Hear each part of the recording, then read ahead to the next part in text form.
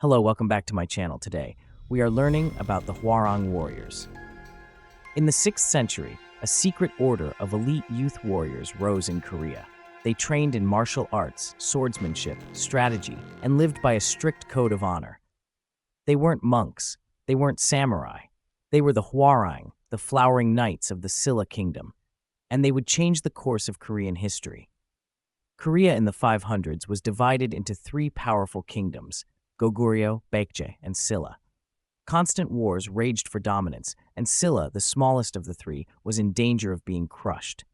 In this chaos, Silla's rulers created something radical: an elite corps of young noblemen trained not only in combat and leadership, but also in poetry, philosophy, and spirituality.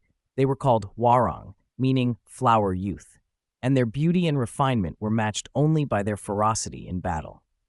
The Hwarang lived by a strict moral code, influenced by Buddhism, Confucianism, and native Korean beliefs. Their code emphasized loyalty to the king, respect for parents, loyalty to friends, courage in battle, and the pursuit of justice. But training wasn't just spiritual. They mastered archery, horseback riding, sword fighting, and military tactics.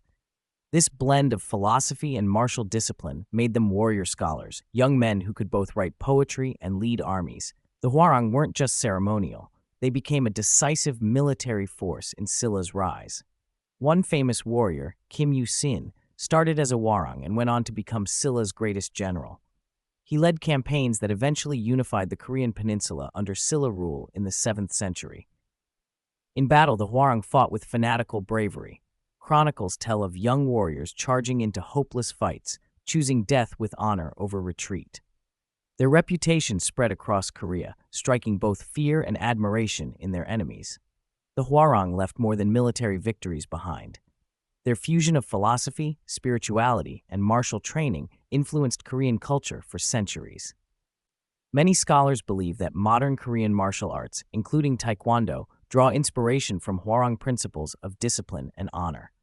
The very idea of the warrior scholar, a fighter who values wisdom as much as strength, remains central in Korean tradition.